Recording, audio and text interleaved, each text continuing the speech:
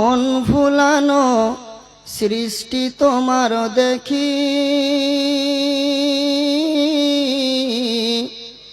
দেখে দেখে মনের খাতায় তোমার ছবি আঁকি। চোখ জুড়ানো মন ভুলানো সৃষ্টি তোমার দেখি, দেখে দেখে মনের খাতায় তোমার ছবি আঁকি। রব্বুল আলামিন আমি তোমাকে দেখি, রব্বুল আলামিন আমি তোমাকে খুঁজি। চোখ জুড়ানো মন ভুলানো সৃষ্টি তোমার দেখি,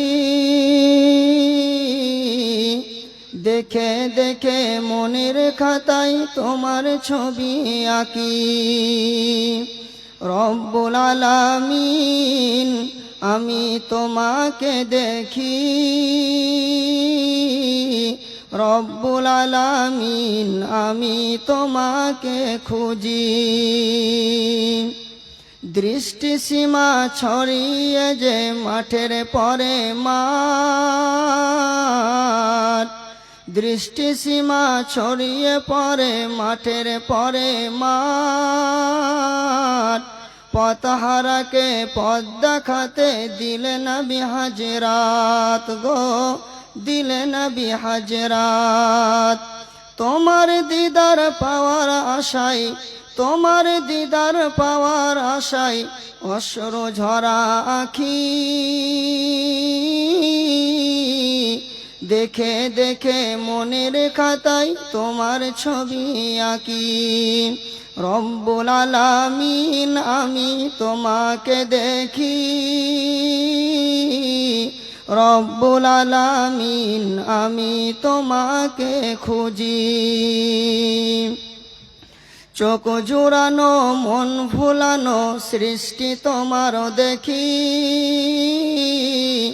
দেখে দেখে মনের খাতায় তোমার ছবি আঁকি। রব্বুল আলামিন আমি তোমাকে দেখি, রব্বুল আলামিন আমি তোমাকে খুঁজি। পাহাড়ের ওই আঁখি পথে ঝরনা যে ঝুমঝুম, পাহাড়ের ওই আঁখি পথে ঝরনা যে ঝুমঝুম। ফুলব মোরা তোমার নামের গায়ে সুরে গুনগুন।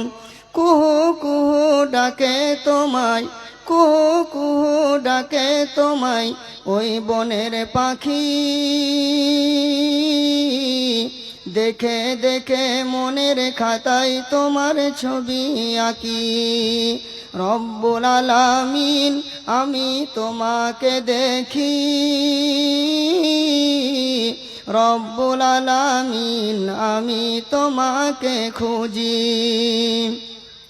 চোখ জোড়ানো মন ভুলানো, চোখ জোড়ানো মন ভুলানো সৃষ্টি তোমার দেখি,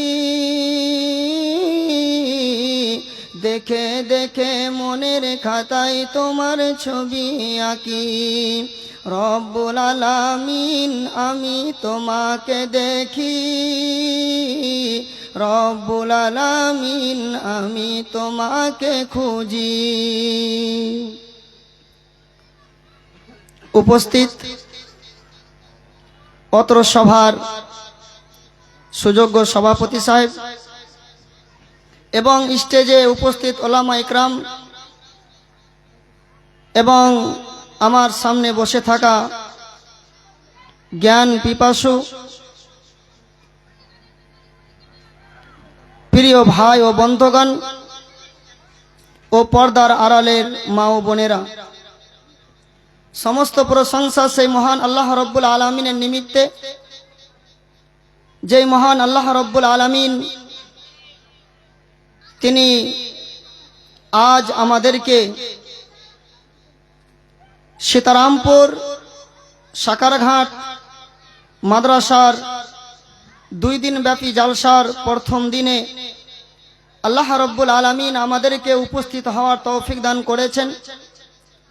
তাই সেই মহান আল্লাহ রাব্বুল আলামিনের কৃতজ্ঞতা আদায় করি, তিনার শুকরগুজারি করি। তাই আমরা সকলেই বলি আলহামদুলিল্লাহ।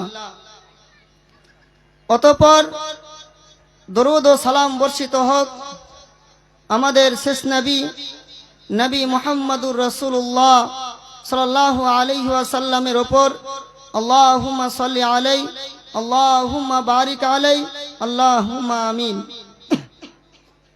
ব্রাদান ইসলাম, পবিত্র কোরআনুল কারীমের 2 জায়গা থেকে আয়াত পড়েছি। একটি হচ্ছে সূরা হাশর থেকে এবং অপরটি হচ্ছে সূরা বাকারা থেকে। এবং 2টি হাদিস পড়েছি, একটি হচ্ছে সহিহ বুখারীর এবং অপরটি হচ্ছে জামে তিরমিজির। ইনশাআল্লাহ কোরআন এবং হাদিসকে সামনে রেখে আমার নির্দিষ্ট সময়ের মধ্যে আমি আমার বিষয়কে ইতি করার চেষ্টা করব। আমার তৌফিক ইল্লা বিল্লাহ। আজকে আমি আপনাদের সম্মুখে যে বিষয়ের উপরে আলোচনা রাখব তা হচ্ছে আখিরাতের চিন্তা। প্রিয় ভাই বন্ধুগণ,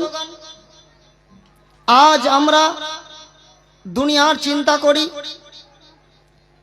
কিভাবে বাড়ি করব, কিভাবে গাড়ি করব, কিভাবে জমি জায়গা করব এবং বিভিন্ন চিন্তা ভাবনা, কিভাবে আমি সুখে থাকব, কিভাবে আমার ছেলে মেয়ে সুখে থাকবে। এইগুলো দুনিয়াবী চিন্তা ভাবনা আমরা করি, কিন্তু যেটা আমাদের চিরস্থায়ী স্থান, যেখানে আমাদেরকে চিরকালের জন্য থাকতে হবে, যার নাম হচ্ছে আখিরাত অর্থাৎ পরকাল, সেই পরকালের জন্য আমরা অধিকাংশ মানুষ চিন্তা ভাবনা করি না যে আমাদের পরকালের জীবনটা কেমন হবে, আমার এবং আপনার আখিরাতের জীবনটা কেমন হবে, সেখানে আমরা সুখে থাকবো না দুঃখে থাকবো, এই নিয়ে আমাদের আজ চিন্তা এবং ভাবনা নেই।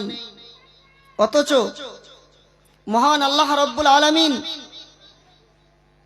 যেই জগৎকে নিয়ে তিনি চিন্তা ভাবনা করতে বলছেন সেটা হচ্ছে আখিরাত। আল্লাহ রাব্বুল আলামিন পবিত্র কোরআনুল কারীমের সূরাতুল হাসর সূরা নম্বর 59 আয়াত নম্বর 18 মহান আল্লাহ রাব্বুল আলামিন অত্র আয়াতে তিনি ব্যক্ত করছেন, হে ঈমানদারগণ, তোমরা পরকালের জন্য কি পাঠালে? তোমরা এখন দুনিয়াতে বেঁচে আছো, এই দুনিয়াতে বেঁচে থাকাকালীন তোমরা পরকালের জন্য, আগামী কালের জন্য অর্থাৎ পরকালের জন্য তোমরা কি প্রেরণ করেছো তা তোমাদের চিন্তা করা উচিত। মহান আল্লাহ রাব্বুল আলামিন তা ব্যক্ত করছেন কি, ইয়া আইয়ুহাল্লাযীনা আমানুত্তাকুল্লাহা ওয়াল তানজুরু নাফসুম মা কদ্দামাত লিগাদ ওয়াত্তাকুল্লাহা ইন্নাল্লাহা খাবীরুম বিমা তা'মালুন। মহান আল্লাহ রাব্বুল আলামিন তিনি বলেন, ইয়া আইয়ুহাল্লাযীনা আমানুত্তাকুল্লাহা, হে আমার ঈমানদার বান্দারা, তোমরা আল্লাহ রাব্বুল আলামিনকে তোমরা ভয় করো। ওয়াল তানজুর নাফসুম মা কদ্দামাত লিগাদ, এবং তোমরা আগামী কালের জন্য কি প্রেরণ করেছো তা তোমরা একবার চিন্তা করে দেখো।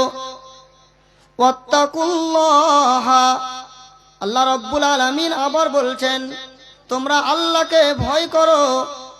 ইন্নাল্লাহা খাবীরুম বিমা তা'মালুন। মহান আল্লাহ রাব্বুল আলামিন তিনি সেই বিষয়ে খবর রাখেন যা তোমরা আমল করো তোমরা যে যা কর্ম করো তোমাদের কর্ম প্রসঙ্গে মহান আল্লাহ রাব্বুল আলামিন অবগত। অতএব মহান আল্লাহ রাব্বুল আলামিন পত্র আয়াতে তিনি দুইবার করে বললেন, ও পৃথিবীর মুমিনেরা, ও মুমিনারা, ভালো করে শুনে নাও। আর এই পরকালের জন্য চিন্তা ভাবনা করবে। এরা কারা? যারা চালাক হবে তারা। দুনিয়াবি ক্ষেত্রে দেখবেন যে একজন মানুষ কিভাবে তার ব্যবসা বাণিজ্য উন্নতি হবে, কিভাবে সেই লাভবান হবে, এই জন্য সেই বিষয় নিয়ে খুব চিন্তা ভাবনা করে, আমি কি করলে লাভ হবে, কি করলে লাভ হবে। ঠিক যারা চালাক হবে তারা আখিরাতের জন্য চিন্তা ভাবনা করবে যে আমরা পরকালে কিভাবে সুখের জীবন কাটাবো, আমাদের পরকালের জীবনটা কিভাবে সুখের হবে। এই জন্য যারা চালাক হবে এরাই শুধু আখিরাতের জন্য চিন্তা ভাবনা করবে যে আমি পরকালের জন্য এই দুনিয়াতে কি পাঠালাম। বন্ধুগণ, রাসূলুল্লাহ সাল্লাল্লাহু আলাইহি সাল্লাম তিনি বলেন, হাদিসটি হচ্ছে ইবনে মাজার, হাদিসের রাবী হচ্ছেন ইবনে উমর রাদিয়াল্লাহু তাআলা আনহু।